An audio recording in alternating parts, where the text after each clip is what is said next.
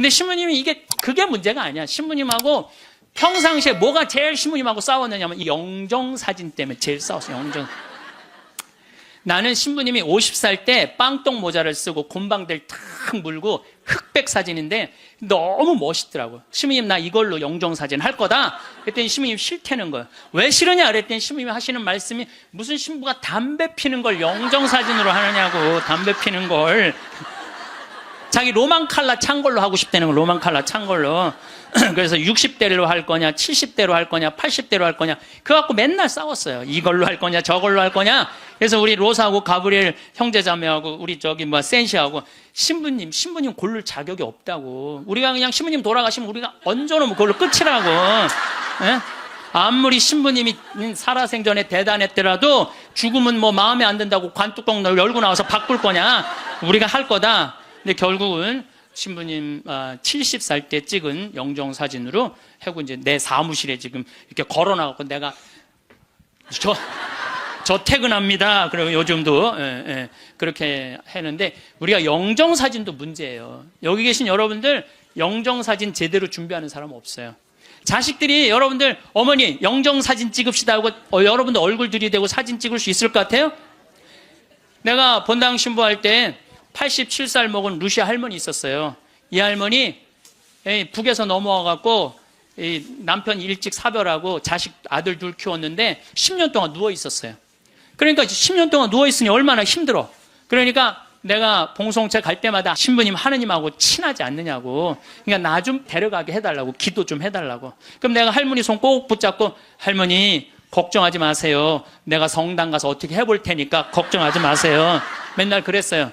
네 할머니 내가 본당 이제 떠나갖고 평창 들어갈 때까지 안 돌아가셨어요. 네 할머니 93살에 돌아가셨어요. 근데 그 아들하고 며느리가 마지막에 이제 나한테 와서 어머니 돌아가셨다고 인사 보고하러 왔는데 그 며느리가 정말로 기가 막힌 얘기를 하더라고요. 신부님 우리 어머니가 맨날 나 데려가게 해달라고 새빨간 거짓말이었다는 거예요. 왜 그러냐 그러니까 93살에 혼수 상태가 돼갖고 이제 분당에 있는 재생병원에 입원을 시켰대요. 그러니까 이제 그 며느리가 성가대원을 했었는데 성가대원들이 위로를 온 거야. 그러니까 이제 기도를 해주면서 그 안젤라라는 자매가 그 며느리한테 그랬다는 거예요. 이제 이번에는 돌아갔으면 좋겠다고. 이제 할머니 혼수 상태에 있는데 이번엔 돌아가셨으면 좋겠다. 그만 자매님 괴롭히고. 그리고 위로를 하고 갔대요. 근데 이 할머니가 혼수 상태에서 깨어나서 첫 마디가 뭔지 알아요? 안젤라 만나지 말아라. 이게 첫 마디야. 이게 첫 마디.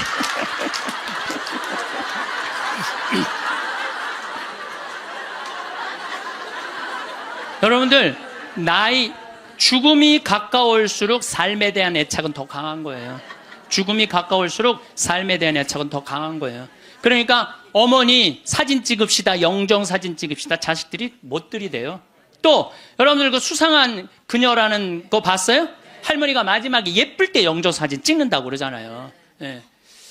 본인들도 영정사진 안 찍어요. 찍으면 죽어야 되는 줄 알고. 그렇게 죽기 싫어하는데 영정사진 찍어.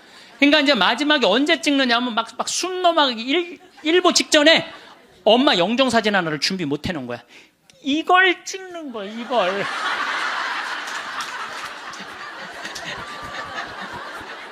그래갖고 내가 조문을 가보잖아요? 그러면 머리 하얗고 다 이런 사진만 있어요. 안 그래도 슬픈데 이러고 있으면 더 슬프죠. 얼마나 고생을 하고 죽었길래 저러게 하고 저러고 죽나. 여러분들 영정사진도요 제일 예뻤을 때 찍어 놓으세요. 지금도 보면 다 이뻐요. 지금 보면 다 이뻐. 그럼 예쁘게 화장도 하고 곱게 해서 뭐 머리가 하얀 분은 꽃모자 쓰면 되잖아. 꽃모자 딱 쓰고 얼마나 좋아요. 여기 어르신 남자 어르신 분들도 집에 가서 40대 50대 한번 사진 보세요. 이야 내가 이렇게 잘생길 때가 있었나. 그 사진으로 하세요. 보세요. 수상한 그녀에서 그 나문희 씨가 이런 말을 해요. 내가 그래도 이쁜 얼굴로 할 때 자식들이 제사할 때 봐도 이쁜 얼굴로 보면 기분 좋다는 거죠. 근데 제사할 때 몇 년 할 건데 그냥 이런 걸로 제사를 할 때 그렇게 해요. 제가 그 강원도 평창에 가서 땅을 보니까 땅이 너무 아름다워요. 그래서 주머니에 돈은 한 푼도 없고 20년 전에 그래서 우리 교구의 최고의 원로 신부님 또 내가 사랑하는 선배 신부님한테 찾아가서 신부님 제가 거기 생태마을을 꾸미고 싶은데 저는 주머니에 돈이 한 푼도 없습니다. 저를 그때 제일 큰 본당에 계셨으니까 저를 도와주시면 감사하겠습니다. 그랬더니 신부님이 한참 저를 쳐다보시더니 그래, 네가 한다면은 내가 너를 도와줄게. 처음에는 그 건물 골조까지만 당신이 도와주신다 그러더니 3개월 있다가 신부님이 저를 부르시더니 황신부가 지금 그 건물을 지으려고 돈을 모금하다 보면은 황신부 청춘이 다 없어질 수가 있어. 그러니까 내가 완성까지 해줄 테니 황신부는 거기를 아름답게 운영하는 것만 고민하면 좋겠어. 이렇게 선배 신부님이 당신의 모든 걸, 그래서 신부님 돌아가실 때 통장에 내 강론대로 딱 500만 원 남았어요. 진짜로 너무 기적같이 딱 500만 원 남았어, 돌아가실 때. 그래서 그 신부님이 온전히 그 생태마을을 다 꾸미셔서 저한테 선물로 주신 거예요. 그러니까 나는 신부님 너무너무 감사하잖아요. 그래서 마지막에 제가 신부님을 모시고 살았어요. 황토집을 줘서 신부님 모시고 살았는데 2012년 5월 17일 저녁 8시 17분에 돌아가셨어요. 근데 신부님이 돌아가시기 전에 몇 번 실수를 하셨어요. 근데 저는 신부님이 다리가 이제 불편하니까 제가 마지막에 돌아가는 장면을 다 지켜본 거예요. 다리가 불편하니까 신부님이 거동하는 걸 너무너무 싫어하는 거예요. 그래도 제가 신부님 어떻게 했느냐면 신부님 움직여야 된다고, 움직이자고. 그래갖고 어떻게 했느냐면은 나하고 오늘도 부관장 신부가 왔는데 우리는 매년 부관장 신부가 오잖아요. 나하고 부관장 신부가 양쪽에 신부님 팔을 껴. 그리고 거의 들다시피 해갖고 외식을 나가는 거예요. 들다시피. 그럼 신부님이 앉지도 못하면은 양쪽에서 팔을 끼고 들어서 앉혀요. 그러면은 반쯤 누워서 드시죠. 반쯤 누워서 드시는데도 계속 끝까지. 근데 신부님이 마지막에 87살이 되고 마지막 이가 다 다르니까 어떻게 해결을 해드릴 수가 없더라고요. 그러니까 이제 잇몸까지 이제 달아서 이제 없어지는 거죠. 그러니 당신이 몇 번 실수를 하셨어요. 실수를 하셨는데 87살이면 실수해도 그거 험은 아니죠. 근데 그걸 혼자 못 견디더라고요. 그걸 혼자 처리하려고 화장실에서 2시간, 3시간을 그걸 혼자 닦아내고 쓸어낸다고. 그래서 그걸 지켜보니까 안 되겠어. 신부님 병원에 모셔야 되겠다. 이제는 병원에 모실 때가 됐다. 그래갖고 이제 빈센트 병원에 신부님을 모셨죠. 근데 신부님 모셨는데 나는 이번에 처음 알았어요. 신부님이 씹는 걸 까먹는 치매가 온 거야. 치매가 와도요, 밥을 떠넣어드려도 씹지를 않는 거야. 이게 뭐냐면 곡기 끊는 거예요. 그럼 곡기를 끊으면요, 여러분들 죽을 때 가장 편안하게 죽는 건 곡기 끊고 죽는 거예요.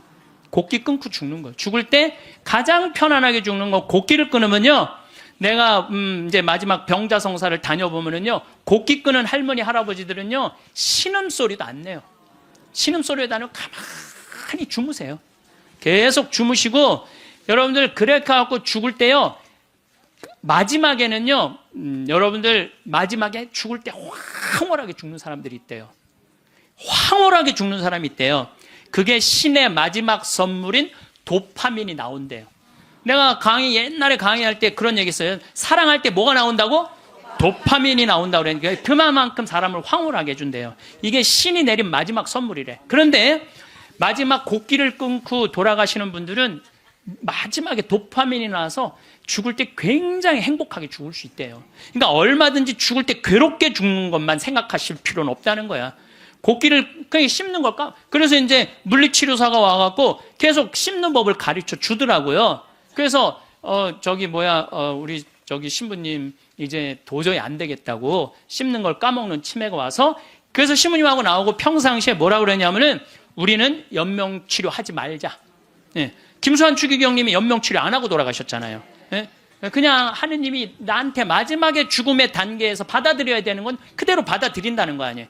그래서 여러분들 마지막에 그 돈 아까워서 못 쓰는 할머니들이요, 마지막에요 병원비로 다 쓰고 죽는다는 거. 병원비로 그 돈을 마지막에 다 쓰고. 우리나라 마지막 의료비 중에 20%가 마지막 15만 명 죽는 할머니 할아버지들이 쓰고 가는 돈이야. 10일 사이에 연명치료 때 다 들어가는 거, 그 돈이. 그러니까 여러분들은 굳이 연명치료 하겠다고 그 마지막에 90살에 3개월 늘려서 뭐 하려고? 마지막에 90살에 3개월 늘려서 뭐 하려고? 마지막 왜 이렇게 고통스럽게 죽어요? 그래서 여러분들은 절대 연명치료하지 마세요. 영국 이코노미스트지에서, 발음이 잘 안 나오네. 이코노미스트지에서 죽음의 질을 조사했는데 우리나라가 꼴찌예요. 한국인이 가장 준비 없이 혼란스럽고 많은 고통을 받고 가장 많은 비용을 쓰면서 가장 불행하게 죽어간대요. 한국 사람들이. 이게 딱 맞는 얘기야.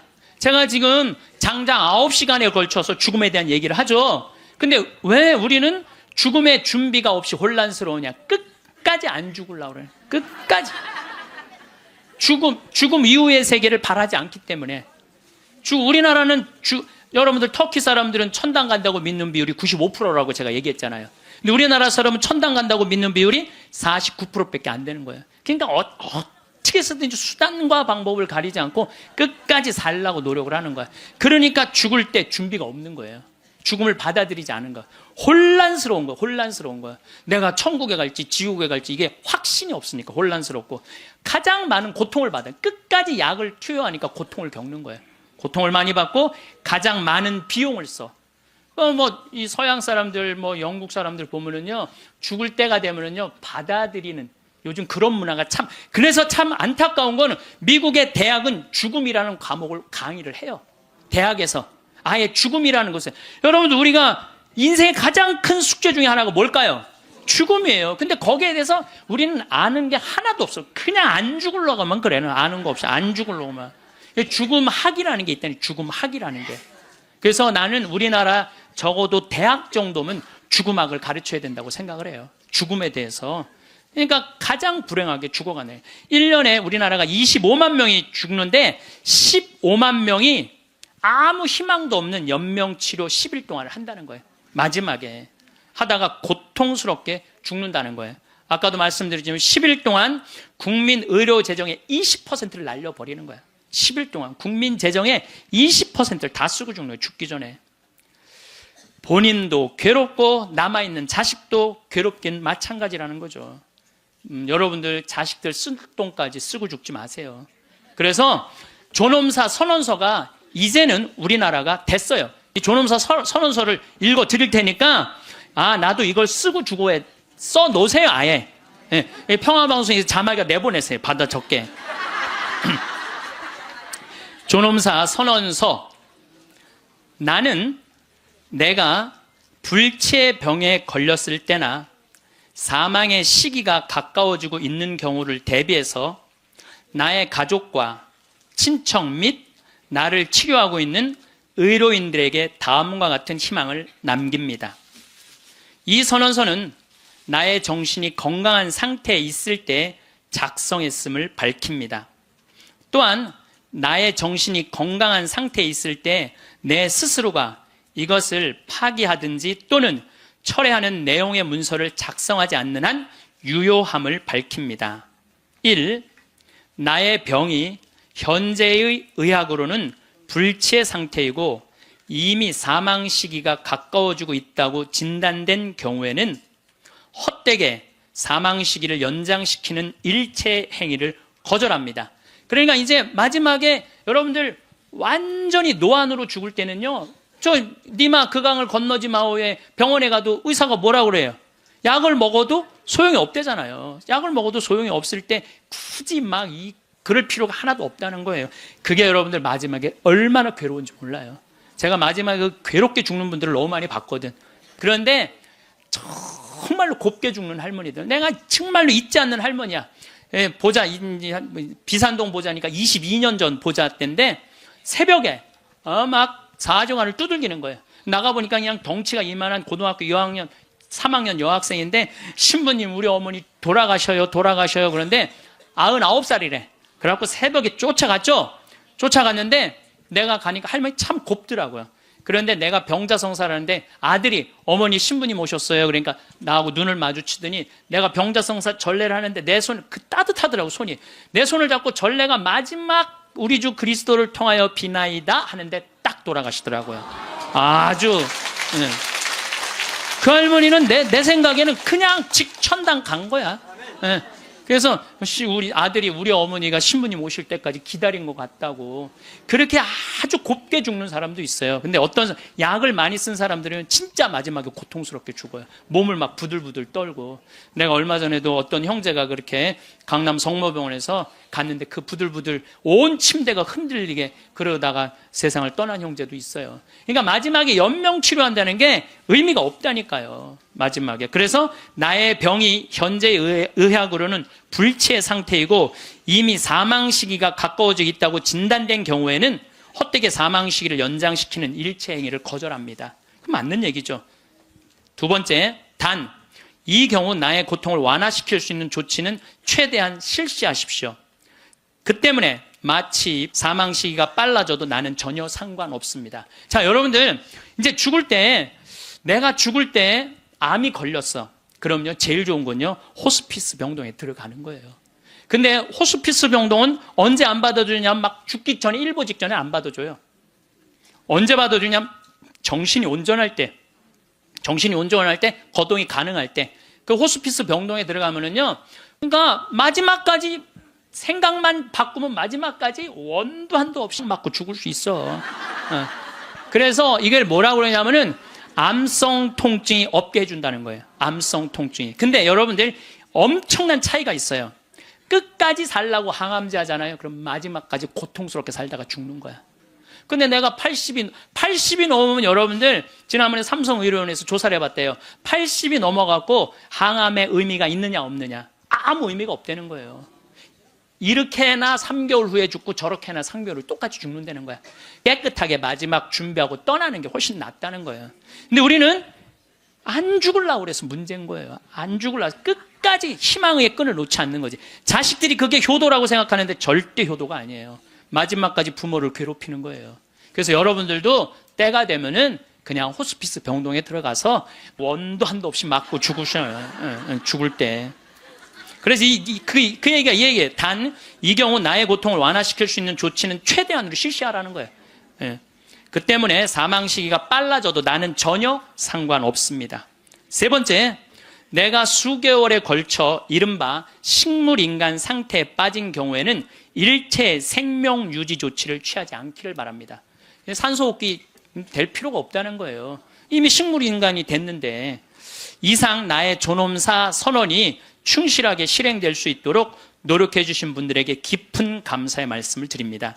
그리고 그분들이 나의 희망에 따라 행하신 모든 일들의 책임은 나 자신에게 있다는 것을 밝힙니다. 2015년 1월 7일 오늘로 내가 해놨어요. 주민등록번호, 이름, 서명.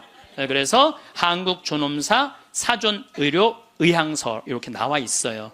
그래서 여러분들 그거 찾아보면 나와요. 그럼 프린트 해갖고 해놓고 도장 찍어 놓으면은 얼마든지 자식들이 그거 가지고 편안하게 할 수 있으니까. 어쨌든 이제 신부님이 87세인데 곡기를 끊고 2월 2일 날 입원했으니까 5월 17일 날 돌아가셨거든요.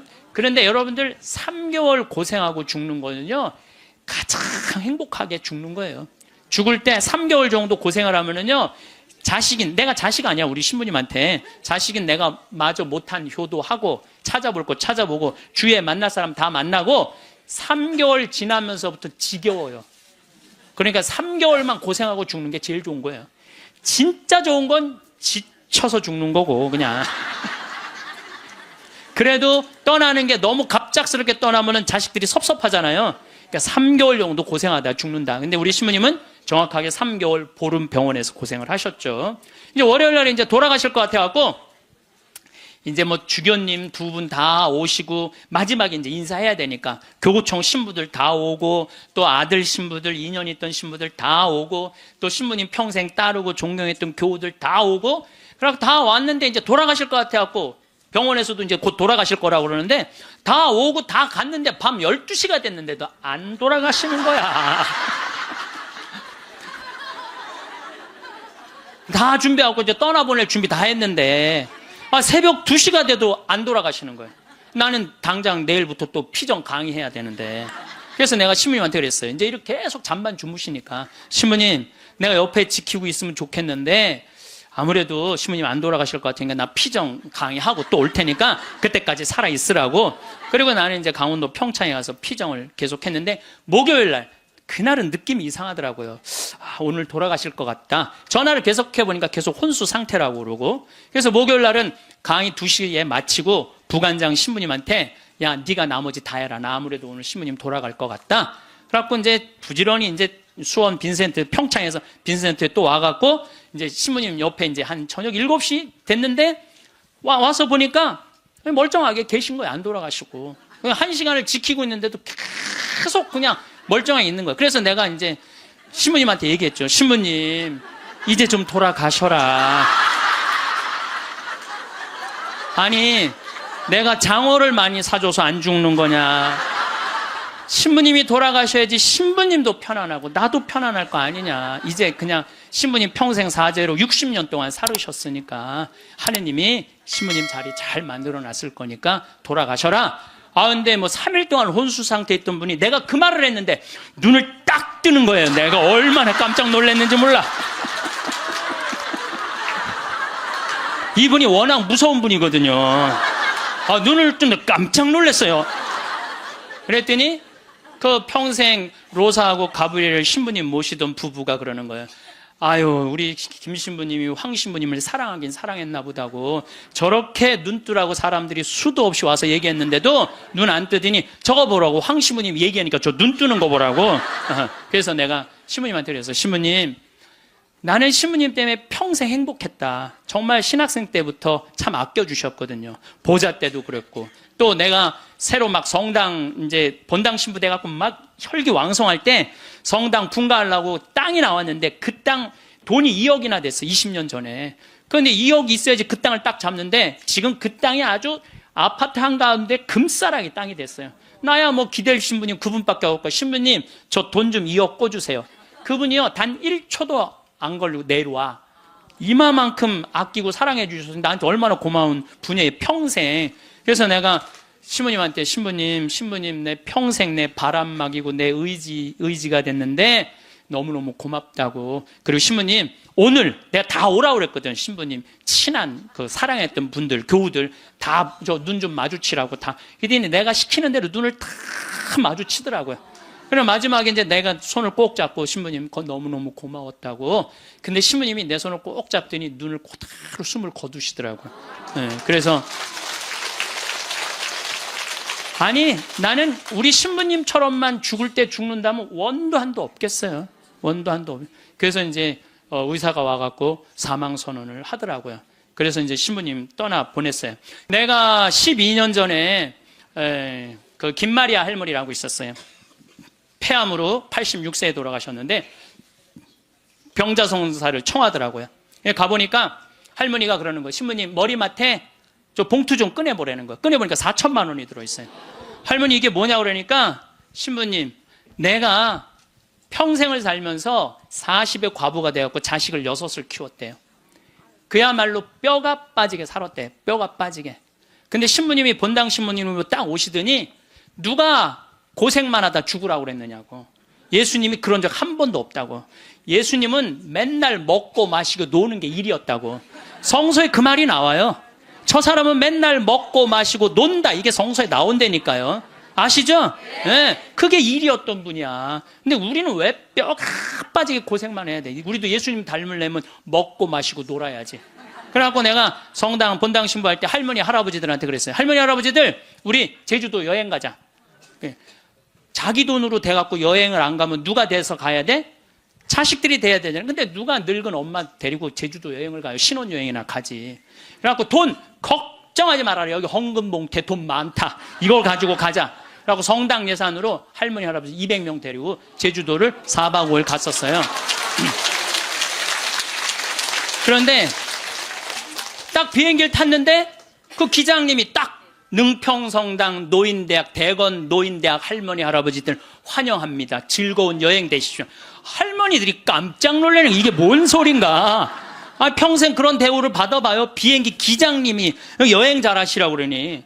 그리고 이제 마라도를 가는데 그날따라 날치가 날아가는데 막 30m씩 날치가 날아가는데 막 기가 막힌 거예요. 그러니 이 할머니들이 신부님이 손잡고 회 먹으러 가지, 배 타러 가지, 얼마나 신나요. 그러면서 그 할머니, 마리아 할머니가 그래요. 내 평생 신부님하고 산 3년처럼 행복했던 적은 없다는 거예요. 신부님이 청와대도 데리고 가고, 청와대도 여러분들, 청와대도 신청만 하면 다 들어갈 수 있어요. 청와대도 신청만 하면 다 들어가. 그 다음에 강원도 생태마을은 내가 그 주인이니까 맨날 3박 4일씩 할머니들 데려와서 놀고, 래프팅 태워주고. 그러니까 자기는 그 3년 동안 사는 게 인생에 그렇게 행복했을 적이 없었다는 거야. 정말 성당 가는 게 소풍 가는 기분이었대, 매일매일. 근데 신부님 말대로 내가, 할머니가 돈이 많았는데 쓸 줄을 몰랐던 거야. 돈이 많았는데 이 2천만 원은 어려운 이웃한테 도와주면 좋겠다. 그래서 내가 그 영월에 도와주는 저기 보육시설이 있어요. 거기 갖다 주고, 신부님이 1,000만 원은 신부님 미사 드릴 때 성작은 꼭 내가 봉헌한 걸로 하고 싶다는 거야. 새로 성당이 신설 성당이니까 참 할머니가 똑똑하기도 해요. 그래갖고 이제 그걸 이제 해갖고 이제 성작하고 성합하고 해서 아주 좋은 걸로 했죠. 이 1,000만 원은 뭐냐니까 신부님이 이거는 자기 미사 예물이라는, 나 죽으면은 나를 위해서 미사 드려달라는 거야. 내가 그 할머니 1년에 300번 거의 미사 드려줬어요. 거의 한 5년 동안에 매일 그렇게 드려줬고, 요즘도 1년에 30번 해요. 여러분들 자식이 여러분들 1년에 여러분들 위해서 30번 위령 미사 낼 것 같아요? 그러니까 나한테 갖고 오라고.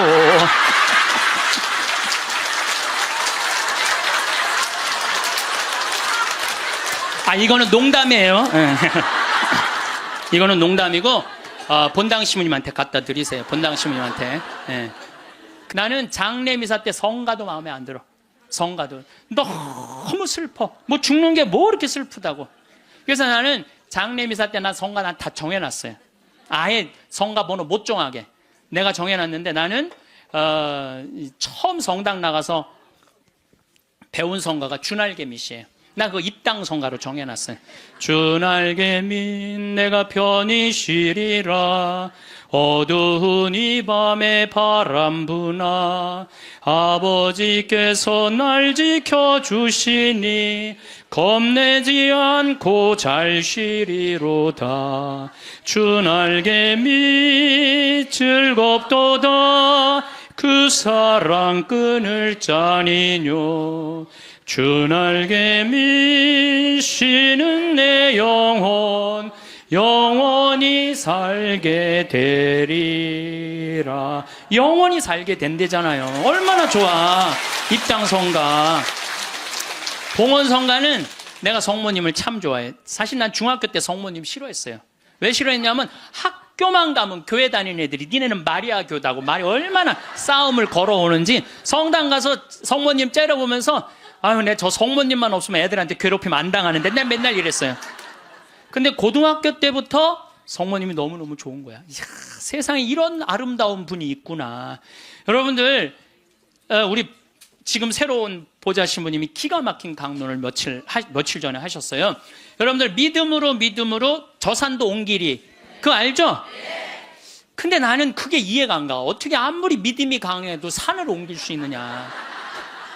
여러분들 그거 받아들여져요? 나는 이게 뻥치는 것 같아, 아무래도 예수님이. 근데 부관장 신부님이 뭐라고 그랬냐면은, 성모님은 믿음으로 온 우주의 주인을 이 세상에 옮겨놨다는 거예요. 온 우주의 주인을 이 세상에 옮겨놨다. 그게 성모님의 믿음이 아니면 그게 가능했겠냐 이거예요. 그래서 시간이 가면 갈수록 성모님이 너무너무 좋은 거야. 그래갖고 나는 본당 신부할 때, 성모의 밤 할 때 5월에 성모님 머리에 장미화관 이렇게 해놓고 교우들이 예쁜 옷 입고 와서 초봉헌하고 막, 그럼 내가 제일 좋아하는 성가 253번이에요. 내 머리를 꾸미오니. 내 머리를 꾸미오리 장미화와 백화파로 유향연기 피우오리 마리아여 내 주 위에. 얼마나 좋아요. 그래서 나는 이 성가는 내 장례 때 봉헌 성가야. 네. 네, 봉헌성가 성모님한테 봉헌하고. 그 다음에 그 성체성가는 내가 그래도 신학교 다닐 때 목소리가 커갖고, 노래를 잘해서가 아니라 목소리가 커갖고, 신학교 축제 때 독창을 많이 했어요. 그때 내가 늘 즐겨 부르던 노래가 시 프랭크의 파니스 안젤리쿠스예요. 파니스 안젤리쿠스 피 파니스 미눔. 이건데 이건 일반인이 못 불러, 음이 높아갖고. 그래서 난 죽을 때 아예 성악가 사놓고 죽을 거야. 아예. 야, 너 나 죽으면 꼭 가서 불러라. 아예 돈을 줘놓고. 예.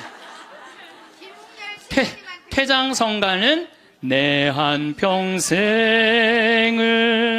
예수님 안에 내 온전하게 그 말씀 안에 내 결코 뒤를 바라봄 없이 그분만을 따릅니다. 얼마나 좋아, 한평생 예수님 따른다는 거. 나는 내 장례 때 이런 성가 울려 퍼지는 거 원하지 않아요. 오늘 이 세상 떠난 이 영혼 보소서, 이런 거 원하지 않아. 내가 뭐 죽으러 가?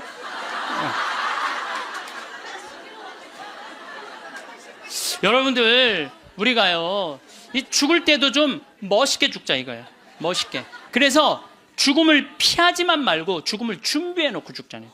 사전 동의서도 써놓고, 예? 연명치료 하지 않는 사전 의향서도 써놓고, 그리고 장례 때 장례 예물 하나 준비해 놓지 않고 죽지 말라는 거예요.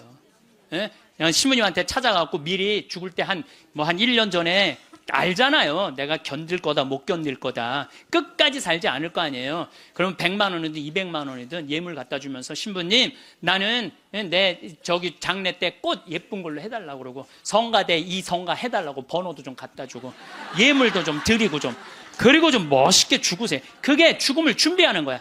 그래서 뭔가 자기 죽음을 준비할 줄 알아야 돼. 나는 어떻게 살 것이고, 어떻게 죽을 것인가. 나는 죽을 때 연명치료하지 않고 내 영정사진은 어떻게 해놓고, 이렇게 준비를 하나하나 해두시면서 삶을 이렇게 멋있게, 아까 이혜인 수녀님처럼 이렇게 빨랫줄에 늘어놓고 내 삶이 이렇게 노을에 물들듯이 이렇게 바라볼 수 있는 그런 분들이 저는 됐으면 좋겠어요. 여러분들, 내가 2017년 9월 30일부터 10월 9일까지 추석이 끼어갖고 황금 연휴야. 2017년이라 봤자 이제 3년밖에 안 남았잖아요. 여러분들은 황금 연휴하고 아무 상관없는 분들이지만은 계속 황금 연휴잖아, 지금. 계속. 앞으로 50년 동안 황금 연휴. 예. 근데 어쨌든 우리 생태마을에 매년 이제 정월만 되면 나한테 와갖고 세배를 하는 아이들이 있어요. 내가 얘네들을 언제부터 봤냐? 중학교 3학년 때부터 봤던 애들이야.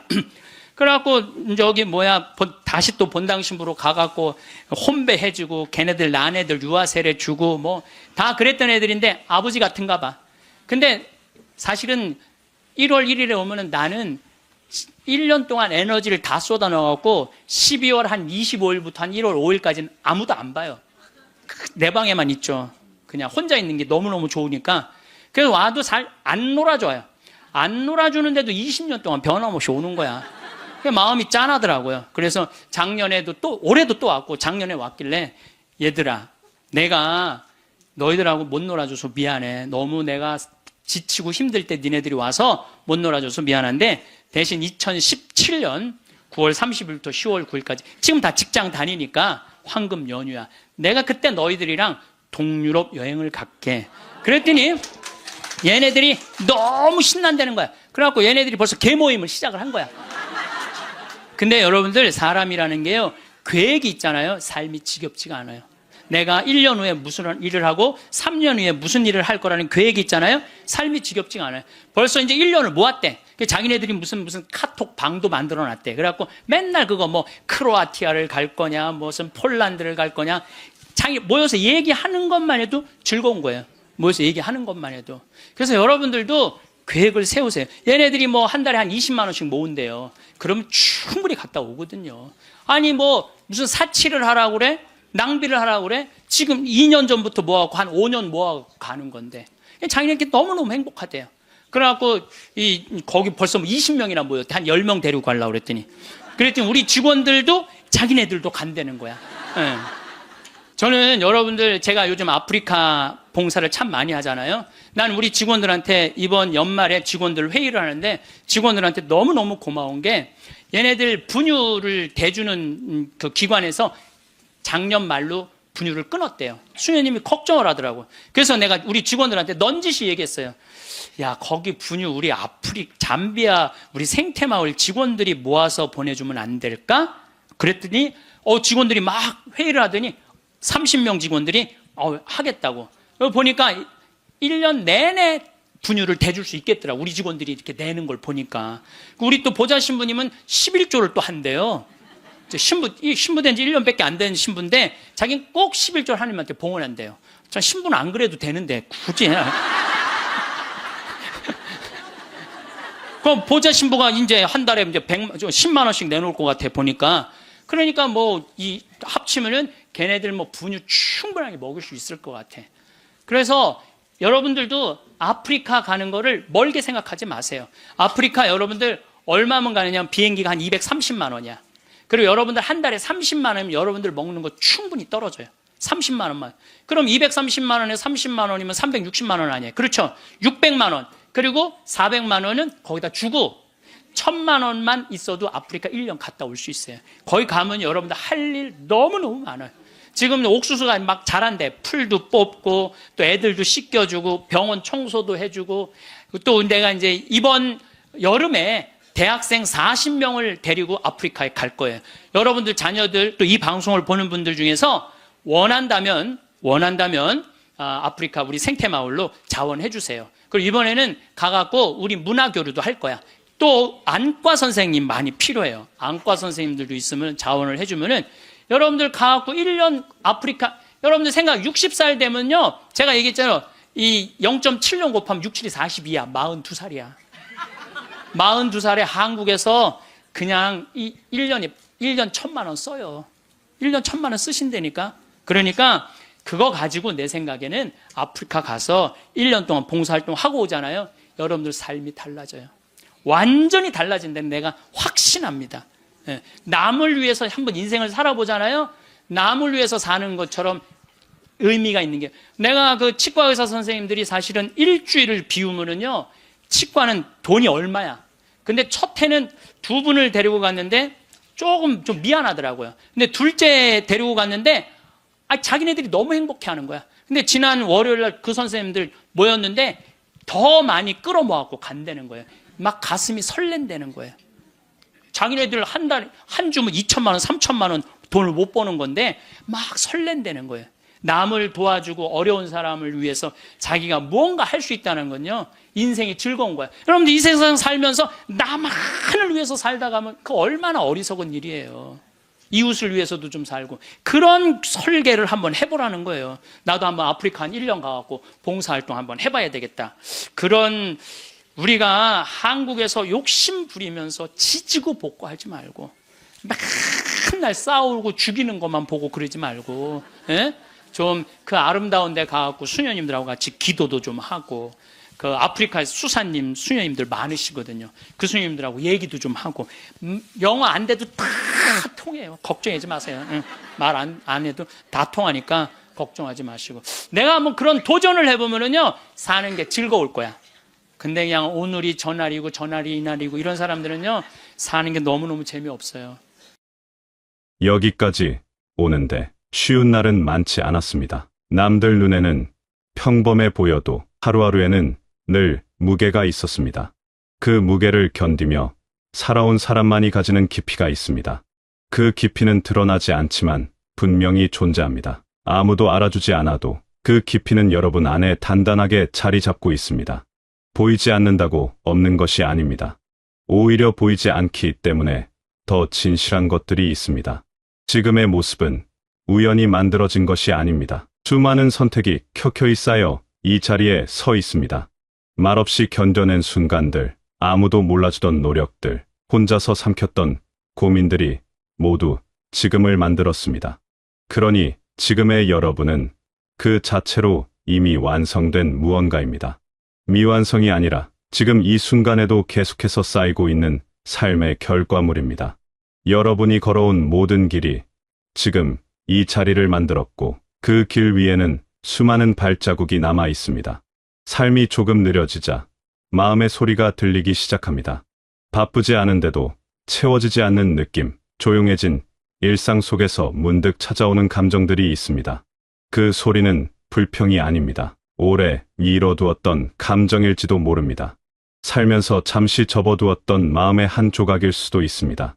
그것을 마주하는 일이 불편할 수는 있지만 잘못된 것은 아닙니다. 오히려 그것은 여러분이 살아있다는 증거입니다.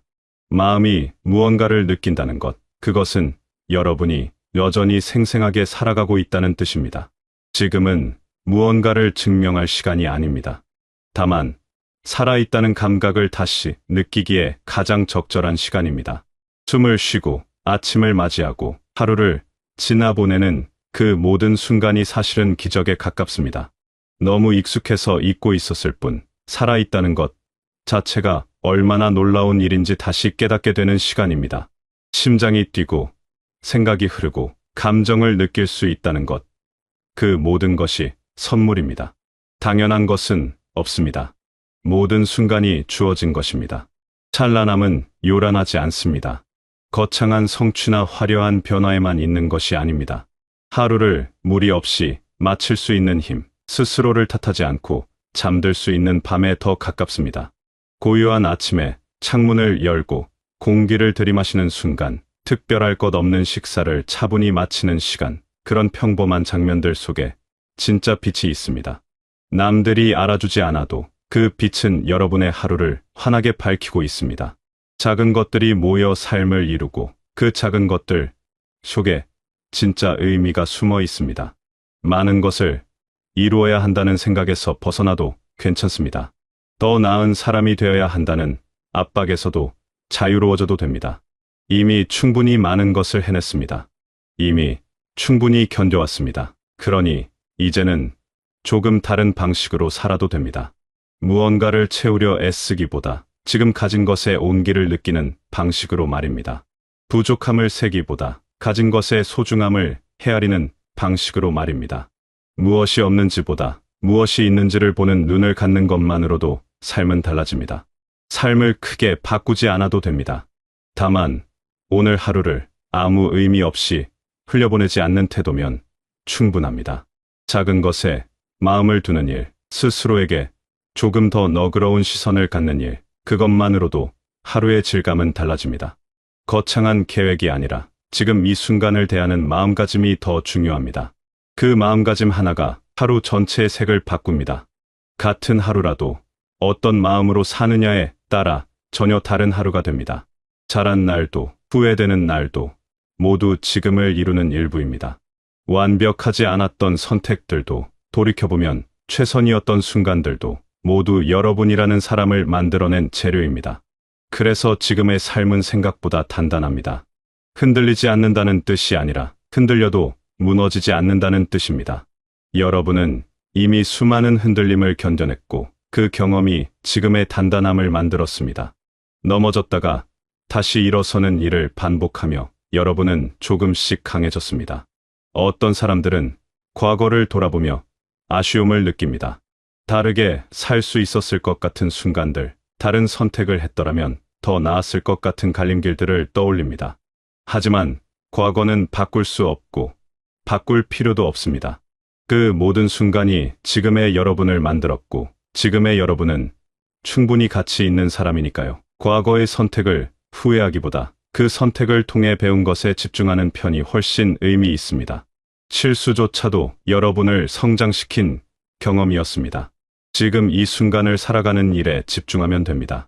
과거의 후회도, 미래의 불안도 잠시 내려놓고 지금 여기에 있는 자신을 온전히 느끼는 것입니다.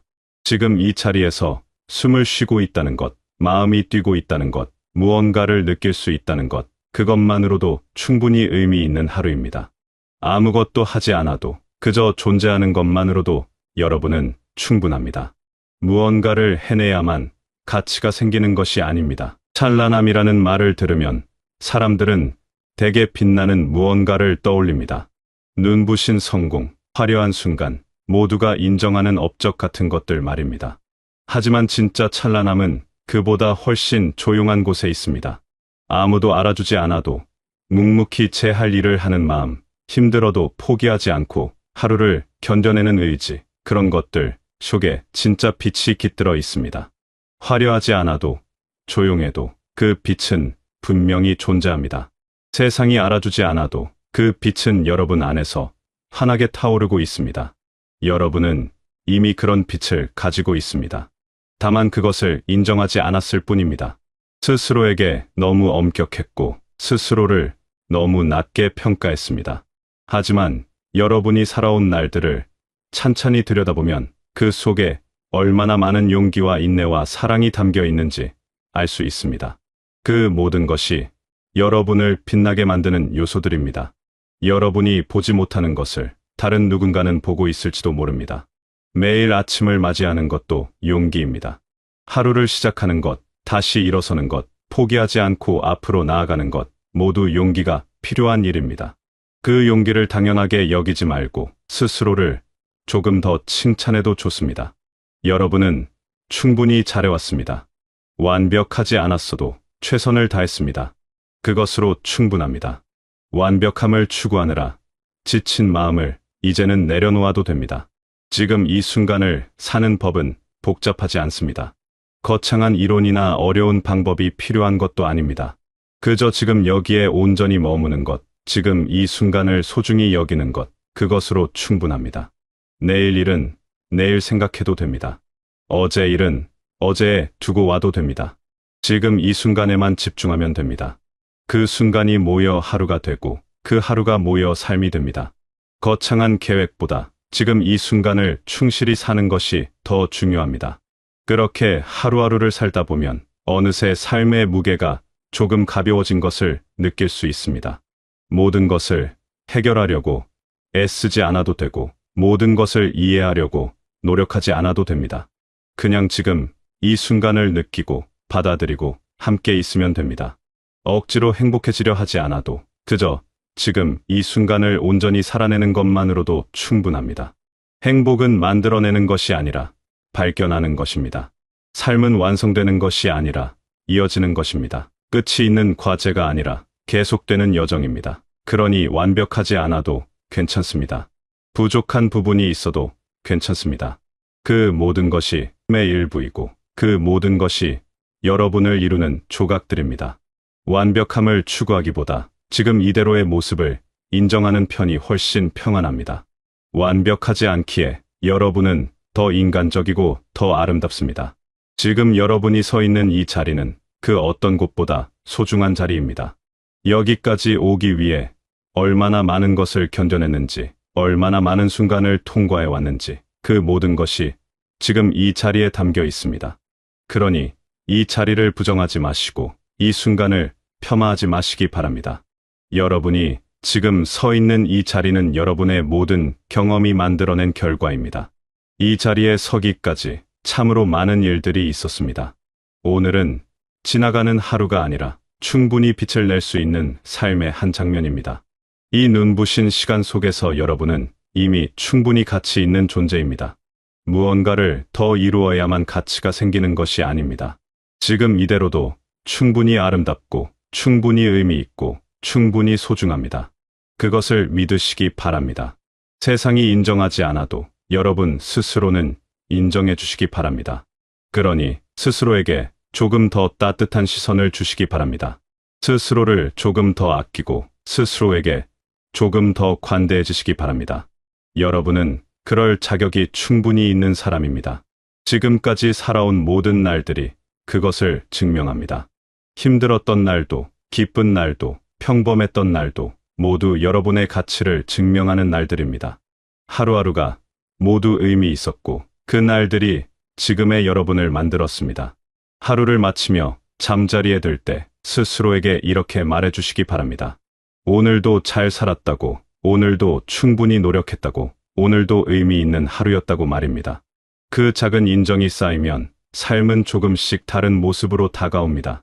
스스로를 인정하는 것, 그것이 바로 지금을 찬란하게 만드는 첫걸음입니다. 남들의 인정을 기다리지 말고 스스로를 먼저 인정해 주시기 바랍니다. 여러분의 삶은 지금 이 순간에도 계속되고 있습니다. 멈춘 것이 아니라 흐르고 있습니다.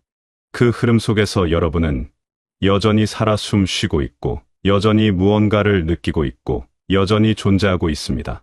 그것만으로도 충분히 찬란한 일입니다. 거창한 일을 해내지 않아도 그저 존재하는 것만으로도 여러분은 빛나고 있습니다. 숨을 쉬고 생각하고 느낄 수 있다는 것, 그것이 바로 기적입니다. 지금 이 순간 여러분은 가장 찬란한 시간을 살고 있습니다. 과거도 아니고 미래도 아닌 바로 지금이 가장 빛나는 순간입니다. 이 순간을 놓치지 마시고 이 순간을 온전히 느끼시고 이 순간을 충분히 살아내시기 바랍니다. 지나간 시간을 아쉬워하거나 오지 않은 미래를 걱정하기보다 지금 이 순간에 집중하는 것이 훨씬 의미 있습니다. 지금 이 순간만큼 확실한 것은 없습니다. 여러분이 살아온 모든 날들이 지금 이 순간으로 모였습니다. 그 모든 경험과 감정과 기억이 지금의 여러분을 만들었습니다. 그러니 지금의 여러분을 믿으시기 바랍니다. 지금의 여러분은 충분히 강하고 충분히 지혜롭고 충분히 아름다운 사람입니다. 그 사실을 잊지 마시기 바랍니다. 여러분은 여러분이 생각하는 것보다 훨씬 더 강한 사람입니다. 이 글을 읽는 지금, 이 순간도 여러분의 소중한 시간입니다. 이 시간을 통해 조금이나마 위로를 받으셨기를, 조금이나마 힘을 얻으셨기를 바랍니다. 여러분은 혼자가 아닙니다. 여러분의 삶은 충분히 가치 있고 여러분의 존재는 충분히 소중합니다. 그것을 믿고 오늘을 살아가시기 바랍니다. 세상 어딘가에는 여러분을 응원하는 마음이 있습니다. 가장 찬란한 지금을 사는 법은 결국 자기 자신을 받아들이는 것입니다. 완벽하지 않은 모습도, 부족한 부분도, 실수했던 순간도 모두 포함해서 받아들이는 것입니다. 그리고 그 모든 것을 안고 오늘을 살아가는 것입니다. 자신을 사랑하는 법을 배우는 것, 그것이 바로 찬란한 삶의 시작입니다. 자신을 사랑할 수 있을 때 삶도 사랑할 수 있게 됩니다. 여러분의 하루하루가 따뜻하고 평안하기를 바랍니다. 여러분의 마음이 조금씩 가벼워지기를 바랍니다. 여러분이 스스로에게 조금 더 친절해지기를 바랍니다. 그리고 무엇보다 여러분이 지금 이 순간의 소중함을 느끼며 살아가시기를, 가장 찬란한 지금을 온전히 누리며 살아가시기를 진심으로 바라겠습니다. 으로 바라겠습니다. 으로 바라겠습니다. 으로 바라겠습니다. 으로